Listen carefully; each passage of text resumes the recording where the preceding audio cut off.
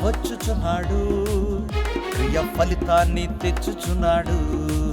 ప్రభువు త్వరగా వచ్చుచున్నాడు, క్రియ ఫలితాన్ని తెచ్చుచున్నాడు.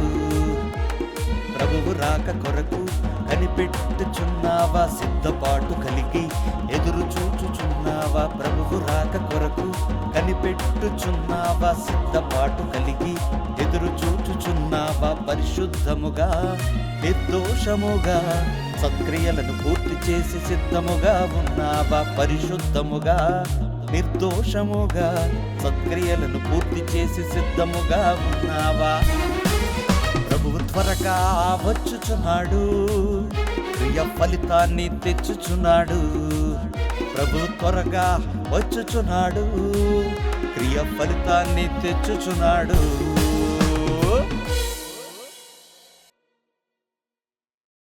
సిద్ధపాటు అనే కార్యక్రమానికి మీ అందరికీ నా హృదయపూర్వకమైన స్వాగతమును తెలియజేయుచున్నాను. ప్రియులారా, దేవుని వాక్యమును వింటూ ఆత్మీయ మేలులను పొందుతూ తెలియని ఎన్నో ఆధ్యాత్మిక విషయాలను నేర్చుకుంటూ మీ యొక్క బ్రతుకులను దేవుని మార్గంలో నడిపించుకుంటున్నారని హృదయపూర్వకంగా ఆకాంక్షిస్తూ పడుతున్నటువంటి ప్రయాస అంతా కూడా నేను చెబుతున్నందుకు, మీరు వింటున్నందుకు, దీని యొక్క ఫలితం నిత్య జీవాన్ని మనం పొందేటట్టుగా ఉండాలని నేను కోరుకుంటూ ఈరోజు కూడా దేవుని మహాకృపను బట్టి ఒక అద్భుతమైనటువంటి సంగతిని పాఠ్యాంశంగా నేర్చుకోవటానికి మనం ఉపక్రమిద్దాం. ప్రియులారా, మానవ జీవితంలో మనం ఎక్కువగా జాగ్రత్త పడవలసింది ఎవరి విషయంలో అంటే మనుషులను గూర్చి, మనుషుల విషయంలో. సాటి మనిషికి ఈరోజు హాని తలపెడుతున్నాడు. ఈరోజే కాదు, ప్రారంభం నుంచి కూడా మానవులు ఒకరికొకరు ప్రాణం పెట్టుకునేటంతగా ప్రేమించడానికి బదులు ద్వేషంతో కపటంతో నిండిపోయి ప్రాణాలు తీసేటంతగా మారిపోయారు. వారి స్వార్థ ప్రయోజనాల కొరకు, శారీరక సుఖాల కొరకు, భూ సంబంధమైనటువంటి జీవితం కొరకు సాటి వ్యక్తులను, మానవ జాతిలో తమ వలె బ్రతుకుచున్నటువంటి మనుషులను చంపే వరకు కూడా ఈరోజు మనుషులు వెళ్ళిపోతున్నారు. దీనికి ప్రథమమైనటువంటి కారణం దేవుని వాక్యము సమాజంలో లేకపోవడం. దేవుని వాక్యం సమాజంలో లేకపోవడం. మనుషులకు సువార్త అందటం లేదు. సువార్త అనగానే మనుషులు ఏమనుకుంటున్నారు? ముఖ్యంగా మన ప్రాంతాలలో ఉన్నటువంటి మనుషులు ఏమనుకుంటున్నారు? మత వ్యాప్తి అనుకుంటున్నారు. నిజానికి సువార్త ప్రకటన జరిగితే అనేక మంది మనుషుల్లో మార్పు వస్తుంది. పోలీసులు ఉన్నారు, చట్టాలున్నాయి, కోర్టులున్నాయి. అనేక మంది నేరస్తులకు శిక్షను త్వరగా విధించాలని కోరుకుంటున్నారు. ఇవన్నీ జరుగుతున్నా కానీ ప్రథమంగా మనుషులలో ఉండవలసింది ఏంటో తెలుసా? దేవుని వాక్యం. దేవోక్తి లేని ఎడల జనులు కట్టు లేక తిరుగుదురు అని దైవ గ్రంథంలో మనకు కనిపిస్తుంది.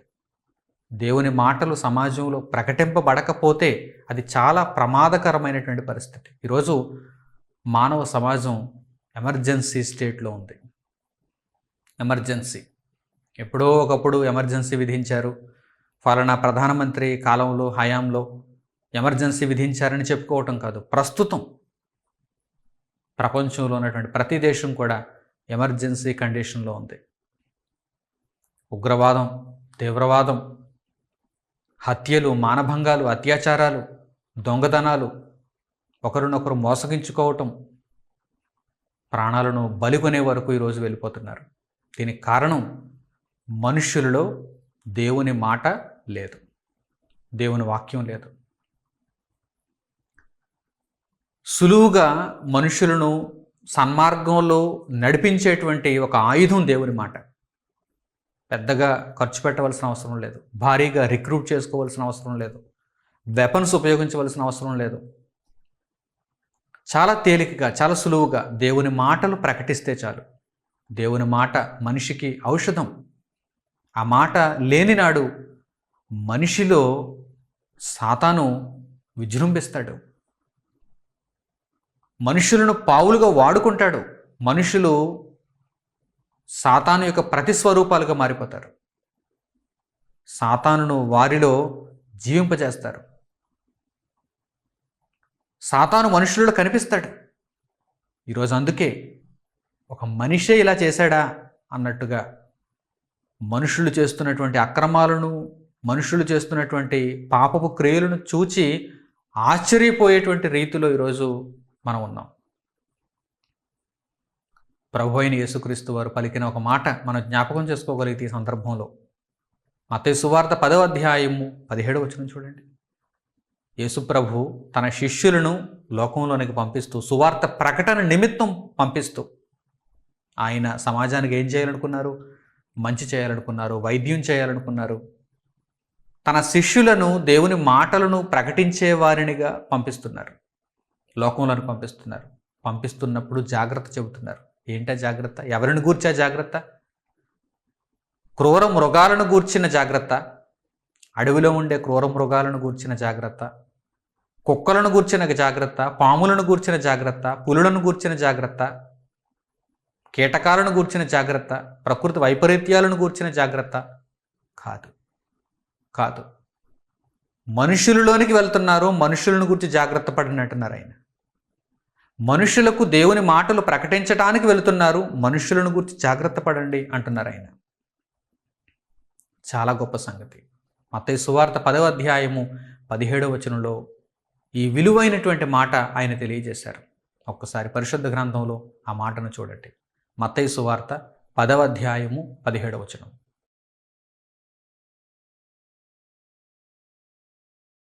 మనుష్యులను గూర్చి జాగ్రత్త పడుడి. ప్రభు తన శిష్యులకు చెబుతున్నటువంటి జాగ్రత్త ఎవరిని గూర్చో చూడండి. మనుష్యులను గూర్చి. మనుష్యులను గూర్చి తన స్వార్థ ప్రయోజనం కొరకు సాటి మనిషిని ఏ విధంగానైనా సరే ఉపయోగించుకుంటాడు, మోసగిస్తాడు. మనిషి ఈరోజు ప్రమాదకరమైనటువంటి పరిస్థితుల్లో ఉన్నాడు. ప్రమాదకరమైనటువంటి పరిస్థితుల్లో ఉన్నాడు. ఆదమరుపుగా ఉంటే బ్యాంకులో ఆ ఖాతాలో ఉన్నటువంటి డబ్బులన్నీ దొంగిలించేస్తున్నారు. ఆదమరుపుగా ఉంటే ఓటీపీ వస్తుంది. ఓటీపీ వచ్చినప్పుడు ఆ ఓటీపీ చెప్పమంటున్నారు. బ్యాంకులో ఉన్నటువంటి ఖాతాలో ఉన్నటువంటి సొమ్ము అంతటిని దొంగిలించేస్తున్నారు. ఇక దొంగతనాలు, ప్రత్యక్షంగా దొంగతనాలను చేసేటువంటి వారిని గురించి చెప్పనక్కర్లేదు. అనేక సీసీటీవీ కెమెరాలలో అవి రికార్డ్ అవుతున్నాయి. మనుషుల యొక్క భయంకరమైనటువంటి వికృతమైనటువంటి చర్యలు. మనుషులను గూర్చి జాగ్రత్త పడుడి. దేవుని వాక్యం లేకపోతే, దేవోక్తి లేకపోతే మనుషులు కట్టు లేక తిరుగుతారు. ఈరోజు పసిపిల్లలపై అత్యాచారాలు అంటే ఏ స్థాయికి దిగజారిపోయారో చూడండి. ఇప్పుడు మానవ సమాజం దేవుని పేరిట సంబరం చేసుకునేటువంటి పరిస్థితుల్లో ఉందా? దేవుని గూర్చి నేర్చుకొని బ్రతుకులను మార్చుకోవలసిన పరిస్థితుల్లో ఉందా? ఒక్కసారి గమనించండి. ఇప్పుడు మనం ఏ స్థితిలో ఉన్నాం, ఏ పరిస్థితుల్లో ఉన్నాం? దేవుని పేరు చెప్పుకొని సంబరం చేసుకోవడమా? దేవుని పేరు చెప్పుకొని ఊళ్ళో గెంతులేయటమా? దేవుని పేరు చెప్పుకొని సినిమా పాటలు పెట్టుకొని రంగులు వెదజల్లుకుంటూ రోడ్డు మీద గెంతులు వేసుకునేటువంటి పరిస్థితుల్లోనే మనం ఉన్నాం. ఎమర్జెన్సీ కండిషన్స్లో ఉన్నాం. ఎవడు ఏ సమయాన ఎలా ప్రవర్తిస్తాడో తెలియని భయంకరమైనటువంటి పరిస్థితుల్లో ఉన్నాం. ప్రభుత్వాలు మేల్కోవాలి. ఒక దైవజనుడిగా ప్రభుత్వాలకు నేను సూచిస్తున్నాను, ప్రభుత్వాలు మేల్కోవాలి. దేవుని మాటను ప్రకటింపజేయాలి. సమాజంలో స్వచ్ఛమైన దేవుని మాటను ప్రకటింపచేయాలి. దేవుని మాటను ప్రకటింపచేయాలి. ఎవరి స్వార్థం కోసమో కాదు, మనుషులను బ్రతికించాలనేటువంటి ప్రేమ మీలో ఉంటే, ఆ బాధ్యత మీలో ఉంటే, ఒక ప్రభుత్వం నడిపిస్తున్నవారుగా మనుషుల మీద ప్రేమ మీకుంటే, మా ప్రాంతంలో ఉన్న మనుషులను మేము కాపాడుకోవాలనేటువంటి ఆలోచన మీకుంటే, దేవుని మాటను ప్రకటింపచేయండి. దేవుని మాటను వీధులలో ప్రకటింపచేయండి. గెంతులు వేయడం కాదండి. ఎవడో సినిమా పాటకు కట్టినటువంటి ఆ బాణీలు తీసుకుని వచ్చి, ఆ రికార్డు తీసుకుని వచ్చి ఇక్కడ దానిని ప్లే చేసి మద్యం సేవించి గెంతులేయడం అంటే భక్తి అంటే? గెంతులేయడమా భక్తి అంటే? దేవుని గురించి నేర్చుకోవాలి. దేవుని జ్ఞానానుసారంగా నడుచుకోవటానికి ఆలోచన చేయాలి. దేవుని మీద పరిశోధన చేయాలి. బ్రతుకు కాలం అంతా నీతి క్రియలు, సత్య సంబంధమైన క్రియలు చేయటానికే వినియోగించాలి. అలా కాకుండా ఈరోజు మత్తులై సాతానుకు బానిసలై దేవునికి విరోధంగా నడుచుకుంటున్నారంటే మరి అస్తవ్యస్తమైన సమాజం మనకు కనిపించదా? మనుషులే మృగాలుగా మారిపోతున్న సమాజం మనకు కనిపించదా? మృగాలైపోయారు అంటున్నారు తప్ప ఏదైనా ఒక సంఘటన జరిగితే బాధపడుతున్నారు, ఉద్రేకంతో మీరు ఆవేశపడుతున్నారు తప్ప ఉపాయం ఏంటో ఆలోచించగలుగుతున్నారా? మరో దారుణం అలా జరగకుండా ఉండాలంటే, మరో భయంకరమైనటువంటి వార్త అలా వినిపించకుండా ఉండాలంటే పరిష్కారం ఏంటి? ఎప్పుడైనా మనసు పెట్టి కూర్చుని ఆలోచన చేశారా? మేధావులంతా కూర్చొని ఆలోచన చేశారా? పాఠశాల స్థాయి నుండి దేవుని జ్ఞానమును చెప్పాలి, దేవుని నీతిని చెప్పాలి. ఈరోజు పాఠ్యపుస్తకాలలో కూడా దేవుని మాటలు లేవు, దేవుని నీతి లేదు. చిన్నారులకు ఉగ్గిపాలతో చెప్పాలి, అసలు ఉగ్గుపాలతో చెప్పాలి దేవుని మాటలు. ఏది ఎక్కడ చెబుతున్నారు? సినిమా డ్యాన్సులు నేర్పిస్తున్నారు చిన్నపిల్లలకు, చిన్నారులకు బాల్య దశలో వారికి ఇంకా అప్పుడప్పుడే మాటలు వస్తున్నాయి. అప్పుడప్పుడే మాటలు వచ్చేటప్పుడు వారికి ఏమి నేర్పిస్తున్నారు? బూతులతో కూడిన పాటలు నేర్పిస్తున్నారు. ఆ పాటల నిండా బూతులే. తెలుగు సినీ సాహిత్యంలో ఈరోజు ఎన్నెన్నో బూతులు చోటు చేసుకున్నాయి. డబుల్ మీనింగ్ డైలాగులతో ఈరోజు కామెడీ కార్యక్రమాలు.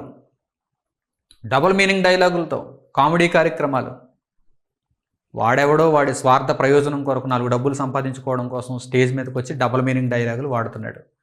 ఆ డబుల్ మీనింగ్ డైలాగులు వాడి అనేక మందిని వాడు చేస్తున్నాడు. ఆ మాటలు నీకు ఇష్టం లేకపోతే వినొద్దు అంటాడు వాడు. నీకు ఇష్టం లేకపోతే వినకయ్యా అంటాడు. నీకు ఇష్టం లేకపోతే వినొద్దని మంచిగానే చెప్పావు, చక్కగానే చెప్పావు. నీ స్వార్థం ఆలోచించుకున్నావు, బాగా నీ స్వార్థం గురించి నువ్వు ఆలోచన చేసుకున్నావు. అయితే దానిని పబ్లిక్గా టెలికాస్ట్ చేస్తున్నావే. ముక్కుపచ్చలారని చిన్నారులు ఆ బాల్య దశలో వినకూడని ఆ మాటలు వింటూ, చూడకూడని ఆ భంగిమలు చూస్తూ, నీ వికృతి చేష్టలు చూస్తూ నువ్వు ఎలాగో ముదిరిపోయావు, పాడైపోయావు, చెడిపోయావు, నరకానికి సమీపంగా ఉన్నావు. కానీ ముక్కుపచ్చలారని ఈ చిన్నపిల్లలు ఏం చేశారయ్యా? వారిని కూడా ఈరోజు ఈ కార్యక్రమాలన్నీ పాడు చేస్తున్నాయి. వారు కూడా నాట్యం వేయాలట, వారు కూడా డ్యాన్సులు నేర్చుకోవాలట. బేబీ డ్యాన్స్ చేయాలట. వారు కూడా నటన చేయాలట చిన్ననాడే. పెద్దవారు అన్నట్టుగా వారికి మీసాలు పెట్టి, రంగులు వేసి, చీరలు కట్టి, పంచెలు కట్టి, పెద్దవారు అన్న రీతిలో పెద్దవారి డైలాగులు వారు చెబుతూ మురిసిపోతున్నారండి. తల్లిదండ్రులు మురిసిపోతున్నారు.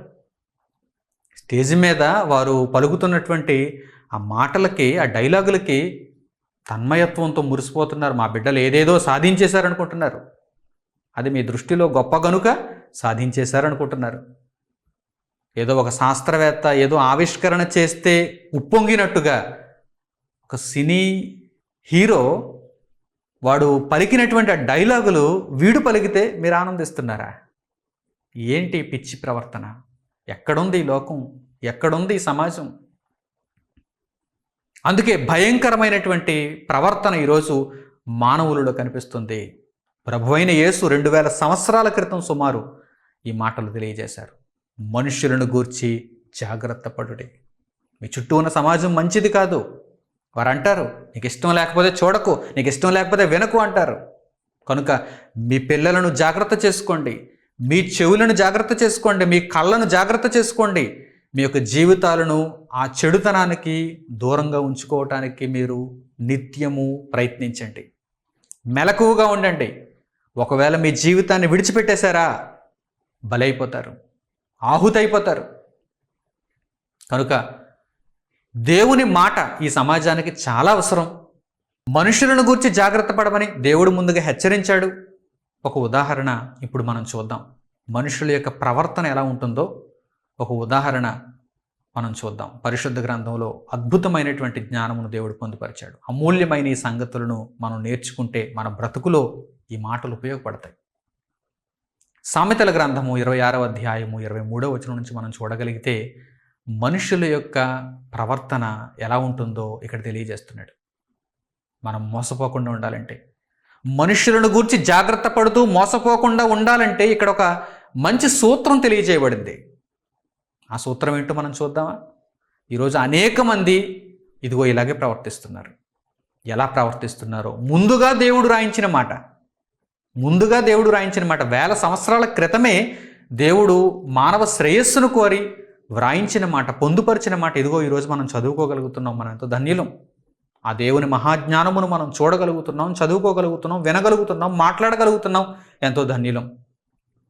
ప్రియులారా, సామెతల గ్రంథము 26వ అధ్యాయము 23వ వచనం నుంచి చూడండి. సామెతల గ్రంథము 26వ అధ్యాయము 23వ వచనం నుంచి.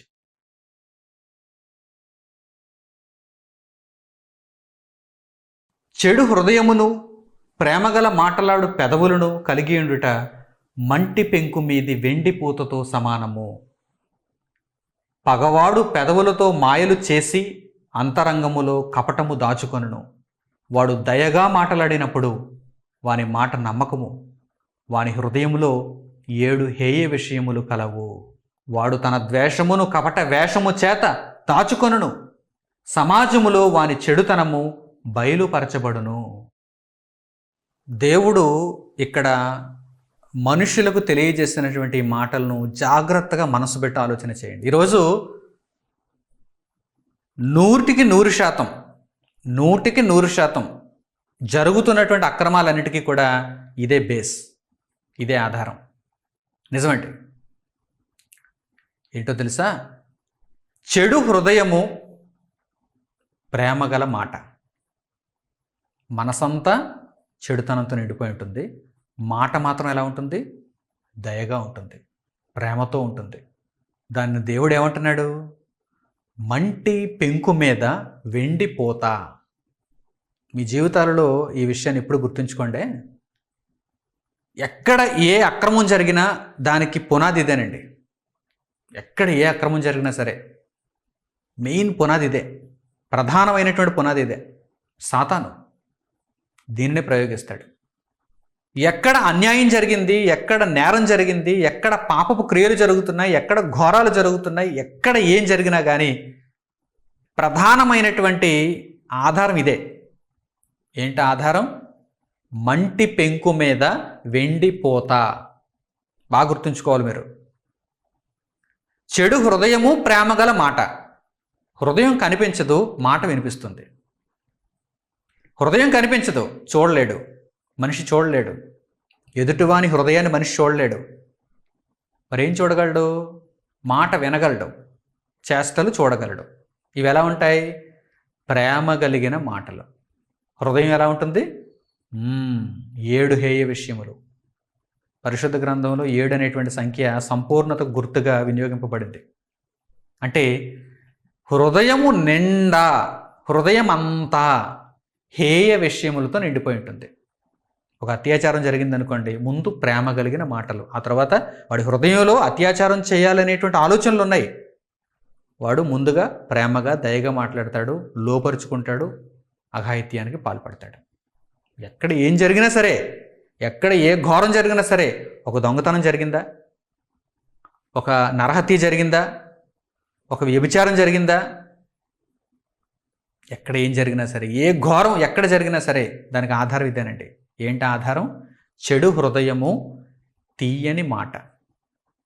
మాటేమో ప్రేమతో ఉంటుంది, దయతో ఉంటుంది, జాలిగా ఉంటుంది.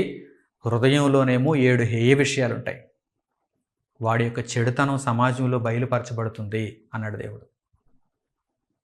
ఈలోపు మనిషి మోసపోతున్నాడు. మనుషుల విషయమై జాగ్రత్తగా ఉండండి. ఎందుకంటే మనుషులు ఎలా ఉన్నారు? మట్టి పెంకు మీద వెండి పూతలా ఉన్నారు. ఈరోజు పైకి చూస్తేనేమో వెండి పూత కనిపిస్తుంది మనకి, లోపల ఉన్నటువంటి మట్టి పెంకు మనకు తెలియదు. మట్టి పెంకు లోపల ఉందన్న విషయం మనకు తెలియదు. వెండి పూత మనం చూసి మొత్తం అంతా వెండి అనుకుంటున్నాం. తీయని ప్రేమగల దయగల మాట విని ఏమనుకుంటున్నాం? హృదయంలో కూడా అంత ప్రేమ ఉందిలో ఉందనుకుంటున్నాం. అందుకే కదా ప్రేమికులు మోసపోతున్నారు, ప్రేమోన్మాదులుగా మారిపోతున్నారు, పొడి చేస్తున్నారు, చంపేస్తున్నారు. ఆలోచించండి. సమాజానికి మాటలు ఎంత అవసరమో ఇప్పుడు మీకు అర్థమవుతుందా? ఈ వైద్యం గనక దేవుని మాటలతో ఈ వైద్యం కనుక సమాజానికి చేయగలిగితే ప్రతి ఒక్కరూ మేల్కొంటారు.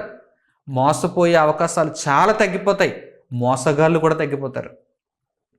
ఎందుకంటే ఇది దేవుని మాట, ఇది దేవుని మాట, శక్తివంతమైన దేవుని మాట. దేవుడు ఆధారాలు తెలియజేస్తాడు. ఎప్పుడు పైపైన తెలియజేయడు, ఆధారాలు తెలియజేస్తాడు. ఆయన నేరం ఎక్కడ జరుగుతుందో అక్కడ పట్టుకుంటాడు. ఆయన వెండిపోత పూసిన మట్టి పెంకులు నాయన ఇవన్నీ. వెండిపోత పూసిన మట్టి పెంకులు, వీటిని నమ్మొద్దు, వీటిని నమ్మొద్దు.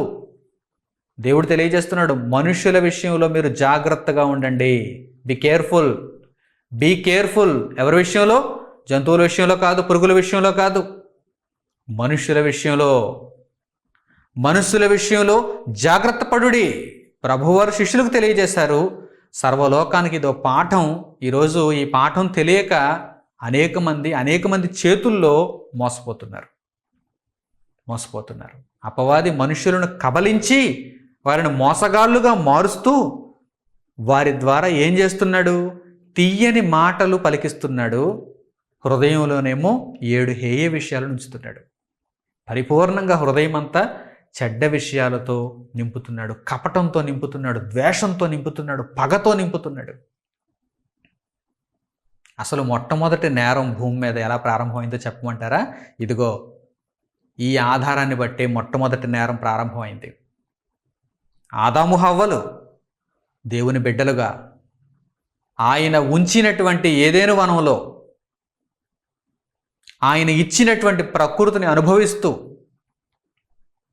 దేవుడు వారిని పోషిస్తున్నప్పుడు వారిద్దరూ కూడా చక్కని జీవితంలో ఉన్నారు. దేవుని ఆజ్ఞలను అనుసరిస్తూ చక్కని జీవితంలో ఉన్నారు. అపవాది ప్రవేశం జరిగింది ఏదెను తోటలోనికి. ఏమంటున్నాడు తెలుసా? వాడు ఏమంటున్నాడు తెలుసా? తీయని మాటలు. మీరు చావనే చావరు. ఎవరు చెప్పారు మీతో చచ్చిపోతారని? మంచి చెడ్డల తెలివినిచ్చు వృక్షఫలమును దేవుడు తినొద్దని చెప్పాడా? ఈ తోట మధ్యనున్న మంచి చెడ్డల తెలివినిచ్చు వృక్షఫలాన్ని దేవుడు తినొద్దని చెప్పాడా? మీరు చావనే చావరయ్యా. పైగా ఈ ఫలములు తింటే మీరు దేవతల వలె ఉందురని దేవునికి తెలుసు, అందువలననే తినొద్దని ఉంటాడు. మీ మీద నాకు ఎక్కువ ప్రేమ ఉంది కనుక ఆజ్ఞను అతిక్రమించండి, తినండి, నేను చెబుతున్నాను మీకు అంటున్నాడు. ఎలా ఉందో చూడండి ఆ మాట. మట్టి పెంకు మీద వెండిపోత. ఒక మట్టి పెంకు మీద వెండిపోత ఎలా ఉంటుందో వాడు ఆ రోజు ఆదాము హవ్వలకు అలాంటి మాటలు చెప్పాడు. మీరు చావనే చావరన్నాడు. చూడండి ఆ మాటలు, చూడండి, కల్లారా చూడండి. అసలు మొట్టమొదటి నేరం దేనిని ఆధారం చేసుకుని జరిగిందో ఒక్కసారి మీరు చూడండి. సామెతల గ్రంథం 26వ అధ్యాయం 23వ వచనం నుండి దేవుడు పలికించిన ఆ మాటలలో ఉన్నటువంటి సారాంశం మీకు అర్థమవుతుంది. ఇప్పుడు మీరు జాగ్రత్త పడే అవకాశం ఉంటుంది. ఆదికాండము 3వ అధ్యాయము 4వ వచనం నుంచి. ఆదికాండము 3వ అధ్యాయము 4వ వచనం నుంచి చూడండి.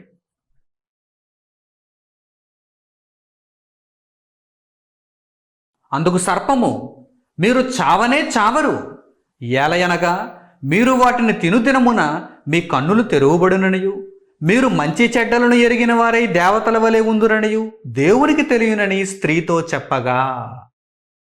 అందుకు సర్పము, భలే ఎంచుకున్నాడు వాడు. ఆ సర్పాన్ని కూడా ఎలా ఎంచుకున్నాడు చూడండి తెలివిగా. అంటే సర్పంలో వాడు ఉండి సర్పాన్ని వాడికి ఒక పోలిక చూపిస్తున్నాడు. అందుకే తర్వాత వాడి పేరు స్థిరపడిపోయింది, మహాఘట సర్పము. ఏమంటున్నాడు చూడండి, మీరు చావనే చావరు. ఎంత తీయగా ఉందో చూడండి ఆ మాట, ఎంత ప్రేమగా ఉందో చూడండి ఆ మాట, ఎంత దయగా ఉందో చూడండి ఆ మాట. ఎవరైనా ఈ భూమి మీద మానవ సంబంధమైనటువంటి జీవితంలో ఎవరైనా మనకు ఎదురుపడి మనలను పొగుడుతున్నారనుకోండి, మనకు మంచి జరుగుతుందని మనలను హెచ్చిస్తున్నారనుకోండి, ప్రేమగా మనతో మాట్లాడుతున్నారనుకోండి, వారిని మనం ప్రేమించాలనిపిస్తుంది. ఎవరైనా మనలను గద్దిస్తున్నారనుకోండి, ఎవరైనా మనలను సన్మార్గంలో ఉంచడానికి దండిస్తున్నారనుకోండి, అప్పుడు వారి మీద మనకు ద్వేషం పడుతుంది. ఇది సహజంగా మనకు ఉండేటువంటి లక్షణం, ఆదాము దగ్గర నుండి మనకు వచ్చేసిన లక్షణం. మనలను ఎవరైనా గద్దించినప్పుడు మనం లోబడాలి. సత్యం విషయంలో, నీతి విషయంలో మనల్ని ఎవరైనా హెచ్చరించినప్పుడు మనం లోబడాలి. అప్పుడు మనకే మేలు కలుగుతుంది. మనం లోబడకపోతే మన నాశనాన్ని మనమే కొని తెచ్చుకున్నట్టు. తీయగా మాట్లాడితే మనకేదో మేలు చేస్తున్నారు అనుకుంటున్నారా? పైసా ప్రయోజనం లేకుండా ఎవడో తీయగా మాట్లాడు. ఈరోజు ప్రస్తుతం ఉన్న పరిస్థితుల్లో పైసా ప్రయోజనం లేకుండా ఎవడో నీతో తీయగా మాట్లాడు. ఎవడైనా నీతో తీయగా మాట్లాడుతున్నాడు అంటే నీ నుండి వాడికి ఏదో లాభం కావాలి. Be careful, mind it. ఎవడైనా నీతో తీయగా మాట్లాడుతున్నాడంటే నీ వలన వాడికి ఏదో లాభం ఉంది. నీ వలన వాడికి ఉండే లాభాన్ని కట్ చేయి, వెంటనే తీయని మాటలన్నీ ఆగిపోతాయి. నీ వలన వాడికి ఉండే లాభానికి నువ్వు కట్ చేసేస్తే ఆ తీయని మాటలన్నీ ఆగిపోతాయి. సాతాను ఈ స్వభావం కలిగిన వాడు మంటి పెంకు మీద వెండి పూత వంటి మాటలు ఆ రోజు ప్రయోగించి వారిద్దరిని మోసం చేసేసాడు. ఆదాము హవ్వలిద్దరిని మోసం చేసేసాడు. మీరు చావనే చావరు అంటున్నాడు. మీరు చావనే చావరు, మీ కన్నులు తెరుగుపడతాయి. మీరు మంచి చెడ్డలు ఎరిగిన వారై దేవతల వలె ఉంటారనగానే వీడేదో మమ్మల్ని ఉద్ధరించడానికి వచ్చాడు అనుకున్నారు వారు. మమ్మల్ని నాశనం చేయడానికి వచ్చాడు అనుకోలేదండి, మమ్మల్ని ఉద్ధరించడానికి వచ్చాడు. దేవునికి మించిన జ్ఞానం వీడిలో ఉందేమో అనుకున్నారు. ఎందుకంటే మా మంచిని కోరుకుంటున్నాడు, మా శ్రేయస్సును కోరుకుంటున్నాడు, మమ్మల్ని బాగు చేసేవాడు, మా కోసం ఇంకెవరు ఆలోచిస్తారు అన్నట్టుగా వాడి మీద అంత ప్రేమను పెంచుకున్నారండి. ఈరోజు మానవ సమాజం అంతా కూడా ఈ సాతాను మీద అంత ప్రేమను పెంచుకున్నారు. మమ్మల్ని గూర్చి పట్టించుకునేది ఎవరు అనుకుంటున్నారు? మమ్మల్ని గూర్చి ఇంతగా ఆలోచించేది ఎవరు అనుకుంటున్నారు? వాడు సాతాను రా బిడ్డ, వాడు సాతాను. నీ నుండి ప్రయోజనాన్ని ఆశిస్తున్నాడు. వాడు నీకేదో మేలు చేస్తున్నట్టుగా పైకి కనిపిస్తాడు, కానీ లోపల వాడికి హేయ విషయాలు ఉన్నాయి. జాగ్రత్త. నీవు ఆలోచిస్తే నీకు అర్థమవుతుంది. లోపల వాడికి హేయ విషయాలు ఉన్నాయి, కానీ పైకి తీయగా మాట్లాడతాడు. చిన్న చిన్న నేరాల దగ్గర నుండి బడా నేరాల వరకు ఈరోజు జరుగుతున్నది అంత ఇదే. మొత్తం ఆధారం ఇదే.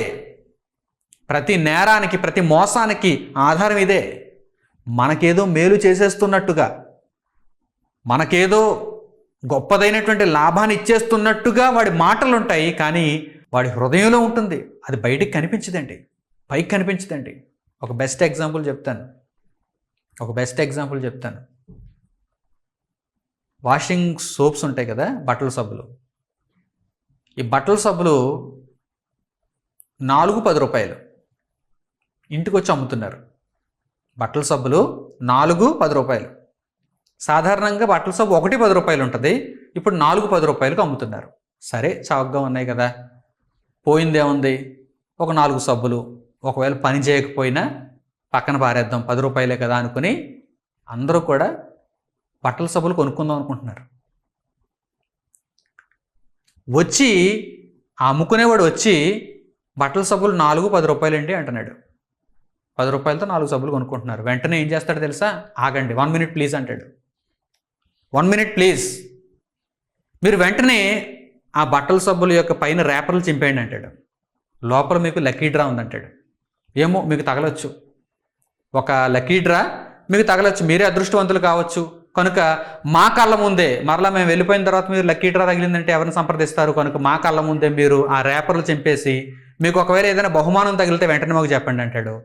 ఆ 4 సబ్బుల యొక్క ర్యాపర్లు చింపగానే అందులో ఒకటి కానీ, మినిమం ఒకటి కానీ, 2 కానీ, 3 కానీ, ఒక్కొక్కసారి 4 కానీ బహుమతులు తగులుతాయి. ఏముంటాయి ఇంతకీ బహుమతులు? ఊరకనే ఏది ఇచ్చాడు? ఒక 2,000 రూపాయలు, 3,000 రూపాయలు మీరు మాకు చెల్లిస్తే ఇదిగో ఇందులో ఉన్నటువంటి ఐటమ్స్ అన్నీ మీకు ఇచ్చేస్తామంటాడు. అంటే వాటిని అమ్ముకోవడానికి వచ్చాడు వాడు. ఇంతకీ ఎందుకు వచ్చాడు? ఆ ఐటమ్స్ అన్నీ అమ్ముకోవడానికి వచ్చాడు. సబ్బులు అడ్డు పెట్టాడు అంటే మరి పూత పొయ్యాలి కదా. మంటి పెంకు డైరెక్ట్గా తీసుకొచ్చి మీకు ఇచ్చేస్తే మీరు తీసుకుంటారు ఏంటి? తీసుకోరు. మట్టి పెంకు డైరెక్ట్గా మీ దగ్గర తీసుకొచ్చి మట్టి పెంకు అమ్మేస్తే మీరు తీసుకుంటారా? తీసుకోరు. వెండి అమ్మేస్తున్నానమ్మా నీకు ఈరోజు, మంచి భలే గిరాకీ అమ్మా, మంచి భలే బేరం కొట్టావమ్మా ఈరోజు నువ్వు అన్నారనుకోండి, ఆశ్చర్యపోయి, ఆరాటపడిపోయి,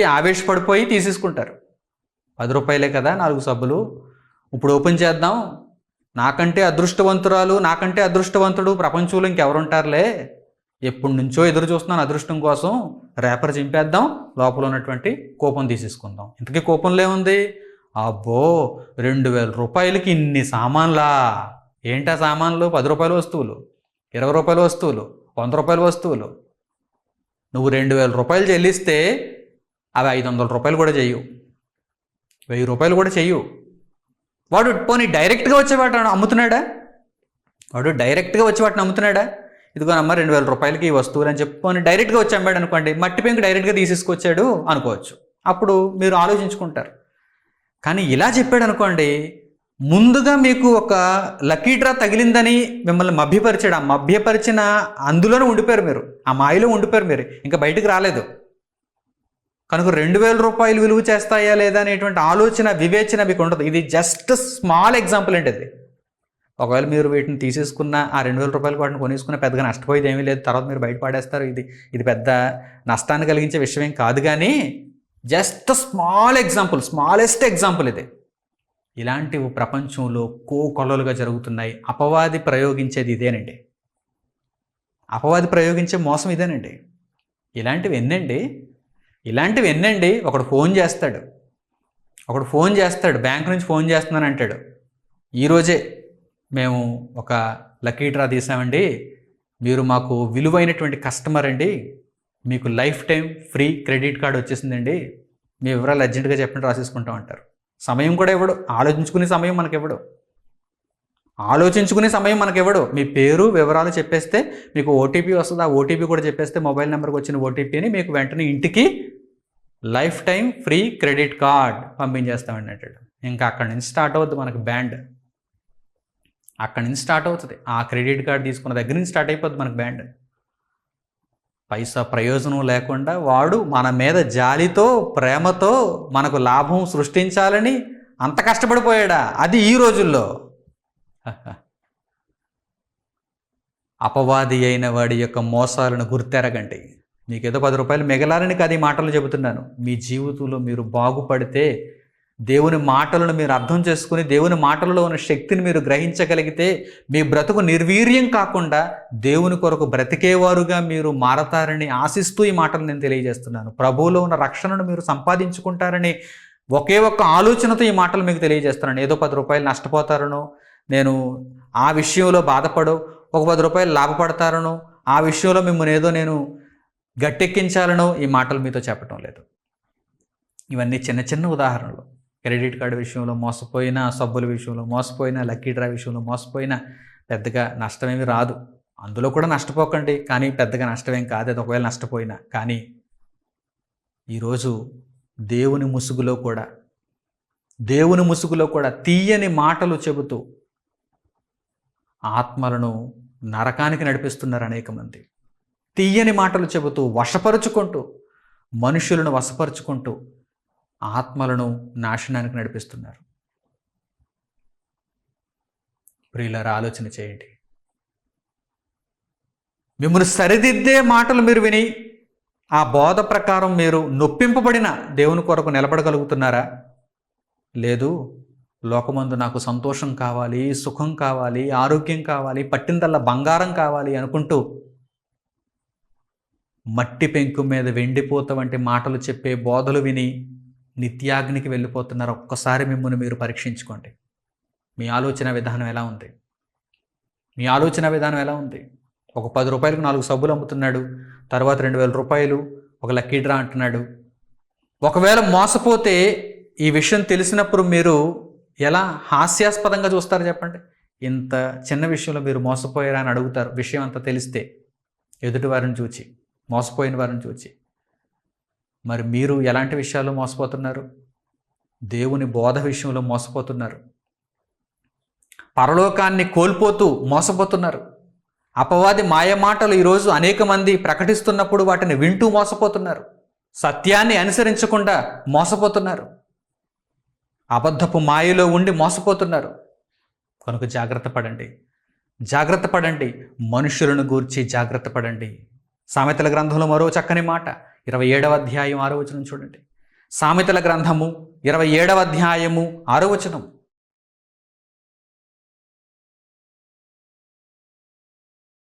మేలును కోరి స్నేహితుడు గాయములు చేయును, పగవాడు లెక్కలేని ముద్దులు పెట్టును. మేలు కోరిన స్నేహితుడు ఏం చేస్తాడు? గాయం చేస్తాడు. మేలు కోరుకుంటున్నాడు కదా, గాయం చేస్తాడు. మరి పగవాడు మట్టి పెంకు మీద వెండిపోత వాడి మాటలు లెక్కలేనని ముద్దులు పెట్టును, లెక్కలేనని ముద్దులు పెట్టును. చాలామంది అనుకుంటారు, నేను అబద్ధ బోధలో ఉన్నప్పుడు, అసత్య బోధలో ఉన్నప్పుడు నా ఇల్లు బంగారం, నా ఇంటి నిండా ఆరోగ్యం, సుఖ సంపదలు, ఏ కష్టం లేదు, ఏ ఇబ్బంది లేదు. ఇదిగో నేను ఎప్పుడైతే సత్య సువార్తను వినడం ప్రారంభించానో కష్టాలు, ఇబ్బందులు, వేదనలు, శోధనలు. మరలా తిరిగి వెనక్కి వెళ్ళిపోదాం అనుకుంటారు, మరలా తిరిగి వెనక్కి వెళ్ళిపోదాం అనుకుంటారు. వాడు పగవాడనేటువంటి విషయాన్ని జ్ఞాపకంలో ఉంచుకోండి. లెక్కలేనని ముద్దులు పెడతాడు. ఇస్కరియోతు యోధా కూడా పెట్టాడు ముద్దు యేసుక్రీస్తుకి. వాడు మేలు కోరి పెట్టాడా? పగవాడు వాడు. శిలువ మరణానికి అప్పగించటానికి ఇస్కరియోతు యోధా యేసుక్రీస్తు ప్రభు దగ్గరకు వచ్చి ఏమంటున్నాడు? ప్రభువా నీకు శుభం అంటున్నాడు. వాడు మట్టి పెంకు, ఆ మట్టి పెంకు మీద వెండిపోత వంటి మాట ఎలా చెప్పాడో చూడండి. బోధకుడా నీకు శుభం అని ముద్దు పెట్టి సూచన ఇచ్చాడు, గుర్తు చెప్పాడు, ఇదిగో ఈయనే యేసు ప్రభు అని. పగవాడు లెక్కలేనన్ని ముద్దులు పెట్టును. అపవాది అయిన వాడి యొక్క స్వభావం మారుతుందనుకుంటున్నారా? ఆదాము దగ్గర నుండి వాడు ఇదే ట్రెండ్లో ఉన్నాడు, ఇదే ట్రెండ్లో ఉన్నాడు. వాడి తంత్రాలను, వాడి మాయలను గుర్తెరగండి, లేకపోతే భయంకరమైనటువంటి నష్టానికి మీరు లోనైపోతారు, తర్వాత చాలా బాధపడతారు. ఇవేవైనా మీకు కష్టాలే? ప్రాణం పోయేటంతగా, రక్తం కారునంతగా కష్టాలే కాదు. మిమ్మల్ని పరీక్షించడానికి దేవుడు ఆయా సందర్భాలలో కష్టాలను అనుమతించి ఉండొచ్చు, శోధనలను అనుమతించి ఉండొచ్చు. కానీ ఒక ప్రక్క మీరు పడిపోతుంటే మిమ్మల్ని చేయి పట్టుకుంటున్నాడే, లేవనెత్తుతున్నాడే, బలపరుస్తున్నాడే. దేవునికి కృతజ్ఞతలు చెల్లిస్తూ సత్యబోధలు నిలదొక్కుకోవడం పోయి మరలా అసత్యమైనటువంటి బోధలోనికి వెళ్ళాలనే ఆలోచన మీకు కలుగుతుంది చూసారా? మీలాంటి వారిని చూస్తే దేవునికి కూడా అసహనం కలగాలి. ఇక చేయి విడిచిపెట్టాలి, పోతే పొండరా అనాలి. ఎన్నాళ్ళని దేవుడు ఆకర్షించాలి చెప్పండి? వెళ్ళిపోతున్న వారిని, వెళతాను అనుకున్న వారిని దేవుడు ఎంతకాలం ఆకర్షించి ఉంచాలి చెప్పండి? వారంతట వారుగా దేవుని జ్ఞానం తెలుసుకోవాలి కదా, వారంతట వారుగా సత్యానికి ఉన్నటువంటి ఆ గొప్పదైన విలువను తెలుసుకోవాలి కదా. ఎంతకాలమని బుజ్జగించాలి, ఎంతకాలమని సహాయం చేయాలి, వారంతట వారు నేర్చుకోవాలి. ప్రియులారా, మానవ సమాజానికి ఇది వాడుక. చిన్ననాట నుండి, బాల్యదశ నుండి ఇది వాడుక. తీయని మాటలను వింటారు, మేలు కోరి గాయం చేస్తే పారిపోతారు. పగవాడు లెక్కలేనని ముద్దులు పెడతాడు.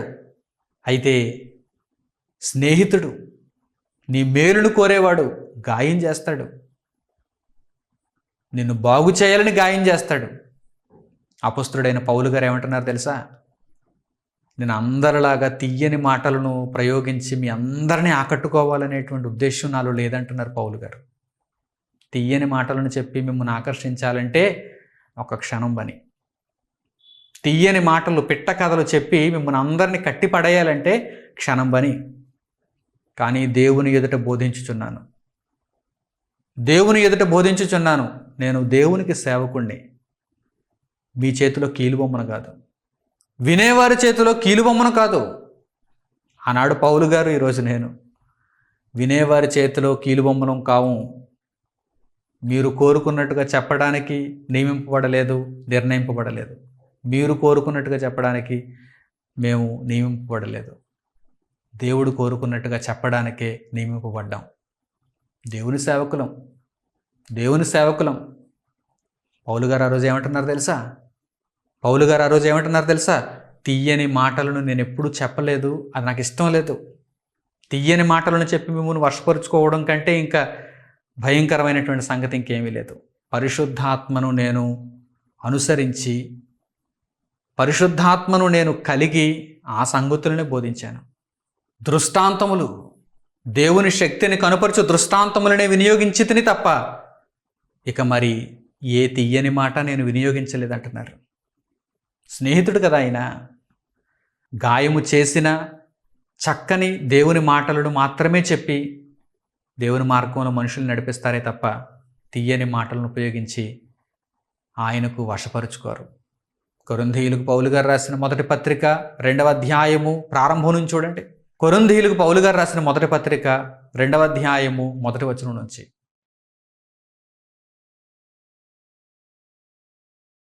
సహోదరులారా, నేను మీ యొద్దకు వచ్చినప్పుడు వాక్చాతుర్యముతో గాని జ్ఞానాతిశయముతో గాని దేవుని మర్మమును మీకు ప్రకటించుచూ వచ్చిన వాడను కాను. నేను యేసుక్రీస్తును అనగా సిలువ వేయబడిన యేసుక్రీస్తును తప్ప మరి దేనిని మీ మధ్య నెరగుకుందునని నిశ్చయించుకొంటిని. మరియు బలహీనతతోనూ భయముతోనూ ఎంతో వణకుతోనూ మీ యొద్దనుంటిని. మీ విశ్వాసము మనుషుల జ్ఞానమును ఆధారము చేసుకొనక దేవుని శక్తిని ఆధారము చేసుకుని ఉండవలెనని నేను మాట్లాడినను సువార్త ప్రకటించినను జ్ఞానయుక్తమైన తీయని మాటలను వినియోగింపక పరిశుద్ధాత్మయు దేవుని శక్తియు కనుపరుచు దృష్టాంతములని వినియోగించితని. పౌలు గారు ఏమంటున్నారు చూడండి. దేవుని మాటలను ప్రకటిస్తూ పౌలు గారు ఏమంటున్నారు చూడండి. ఒక మట్టి పెంకు మీద వెండిపోత వంటి మాటలు నేను ఎప్పుడు చెప్పలేదంటున్నారు ఆయన. దేవుని శక్తి, సువార్త దేవుని శక్తి. మేము దేవుని సేవకులం, దేవుని రాయబారులం, క్రీస్తు తరపున వచ్చిన వారం, క్రీస్తును గూర్చి మాత్రమే ప్రకటించుటకు నిర్ణయింపబడిన వారం. ప్రియులారా, ఇలాంటి బోధ మనం వినాలి. మనకు గాయం చేసిన ఆ బోధను మనం వినాలి. మనకు లెక్కలేనన్ని ముద్దులు పెట్టే బోధలు కాదు. అవి మనలను నష్టంలో ముంచుతాయి, దేవునికి దూరం చేస్తాయి. మన కంటికి మన చెవికి వినసొంపుగా చూచేందుకు ఎంతో అందంగా ఉంటాయి, కానీ అవి మనకు నష్టాన్ని చేస్తాయి. మన బ్రతుకులను దేవునికి దూరం చేస్తాయి. ఈరోజు ఎందరో అభాగ్యులైన వారు కోరుకున్న బోధకులను వారి కొరకు తయారు చేసుకుంటూ దురద చెవులు కలిగిన వారై దేవునికి దూరంగానే బ్రతుకుతున్నారు. ఎప్పుడైతే వాదించి ఒప్పించి సత్యము కొరకు నిలబడి గద్దించి బుద్ధి చెప్పి దేవుని మాటలను ఉన్నవి ఉన్నట్టుగా ప్రకటిస్తారో అప్పుడు మాత్రమే వారు యథార్థంగా మాట్లాడుతున్నారని, గాయము చేసిన మేలును కోరుతున్నారని మనం అర్థం చేసుకోవాలి. అలాంటి బోధను వినటానికి మన జీవితం అంతా మనం నిర్ణయించుకోవాలి. ఈరోజు మనుషులను చూస్తే ఎక్కడ చూసినా మోసం, దగ, కుట్ర. కనుక మనుషులను గురించి జాగ్రత్త పడండి. దేవుని వాక్యమును మనుషులకు చేరవేయటానికి మీరు ప్రయత్నాలు చేయండి. ఎప్పుడైతే దేవుని మాట మనిషిలో ఉంటుందో అప్పుడు ఆ మనిషి దేవుని కొరకు బ్రతికే అవకాశం ఉంటుంది. నేర స్వభావం తగ్గించే గొప్ప ఆయుధం దేవుని మాట, దేవుని వాక్యం. కనుక ఈ ప్రయత్నాలలో మీరుంటూ దేవుని వాక్యం మీరు నేర్చుకుంటూ అనేకులకు దానిని చేరువ చేస్తూ ప్రకటిస్తూ ప్రభు సేవలో మీరు కూడా పాలిభాగస్తులు అవ్వాలని హృదయపూర్వకంగా కోరుకుంటూ సిద్ధపాటును కలిగి మీ జీవితాలను ఆయుధపరుచుకోవాలని నేను ఆకాంక్షిస్తూ ఈ దేవుని మాటలను ఇంతటితో ముగిస్తున్నాను. తండ్రి అయిన దేవునికి ప్రార్థనలు ఏకీభవించండి. మహోన్నతుడా, పరమందు ఆసీనుడా, నిత్య నివాసి పరిశుద్ధుడా, గొప్ప దైవజ్ఞానమును మా కొరకు గ్రంథస్థం చేయించి మా చెవులకు ఆ మాటలను వినిపింపజేసినందుకు మీ కృతజ్ఞతలు తండ్రి. ఈ మాటల యొక్క సారాంశము తెలియక, ఈ జ్ఞానము లేక మనుషులలో ఎందరో మీకు దూరమైపోతూ సత్యమునకు ఎడబాటులో ఉంటూ వారి జీవితాలను వారి నాశనం చేసుకుంటున్నారు. మానవ సమాజం అంతా మొత్తంగా ఈరోజు అటువంటి భయానక పరిస్థితుల్లోనికి వెళ్ళిపోయింది. మీ మాట లేకపోతే జనులు కట్టులేక తిరుగుతూ అపవాదిని అనుసరిస్తూ భయంకరమైన మృగాల కంటే హీనంగా మారిపోతారని మీరు తెలియజేశారు. మనుషుల యొక్క ప్రవర్తన ఎట్టి విధంగా ఉంటుందో మీరు వ్రాయించారు నాయన. ఈ సంగతులన్నిటినీ పరిశుద్ధ గ్రంథం నుండి మేము గ్రహించిన వారమై ప్రభువు రక్షణ నొంది ఆయన కొరకు జీవిస్తూ మా బ్రతుకులను మీ చిత్తానుసారంగా గడుపుకోవటానికి, ముందుకు కొనసాగించుకోవటానికి మాకు సహాయం అనుగ్రహించండి నాయన. కుటిలమైన కుయుక్తితో కూడిన బోధలతో మోసపోయేవారు కాకుండా మీ చిత్తాన్ని నెరవేర్చే బిడ్డలుగా సుబోధ, సత్య సంబంధమైన బోధ, గాయము చేసిన మేలును కోరే బోధను మాత్రమే వినగలుగుటకు మీ బిడ్డలందరికీ మీ కృపా కనికరములు చూపుమని మిమ్మల్ని వేడుకుంటూ మా జీవితకాలం అంతా మమ్మను కాపాడుతూ రక్షిస్తూ ప్రతి ఆపద నుండి తప్పిస్తూ మమ్మల్ని జ్ఞాపకం చేసుకుంటున్నందుకు మీ కృతజ్ఞతలు తెలియజేస్తూ మీ సేవలో ఉండుటకు నిత్యకాలం మాకు సహాయమును అనుగ్రహించమని వేడుకుంటూ బ్రతిమిలాడుతూ మా ప్రార్థనా విన్నపములను మా ప్రభువును రక్షకుడునైన యేసుక్రీస్తు వారి పేరిట మేము అడుగుచున్నాము తండ్రి, ఆమేన్. మన తండ్రి అయిన దేవుని ప్రేమ, మన రక్షకుడైన యేసుక్రీస్తు వారి కృప, మన ఆదరణకర్త అయిన పరిశుద్ధాత్మని అన్యోన్య సహవాసము మనందరికీ సదాకాలము తోడే నడిపించునుగాక. ఆమేన్. అందరికి వందనములు. సెలవు.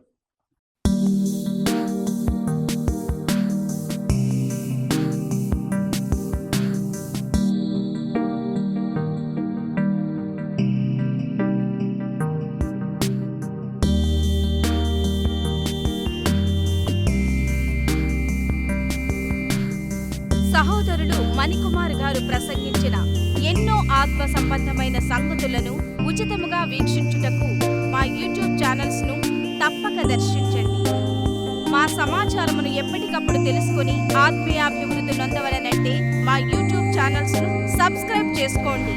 సత్వర నోటిఫికేషన్ల కొరకు సబ్స్క్రైబ్ బటన్ ప్రక్కనే ఉన్న బెల్ సింబల్ ను క్లిక్ చేయండి. మరిన్ని వివరములకు మీరు సంప్రదించవలసిన మా ఫోన్ నెంబర్స్ 8978414178 మరియు 83392766. ధన్యవాదములు. ఈ కార్యక్రమమును అనేక మందికి పరిచయం చేయగలరని ఆశిస్తున్నాము. ప్రభువైన యేసుక్రీస్తు పేరిట మీకు శుభములు.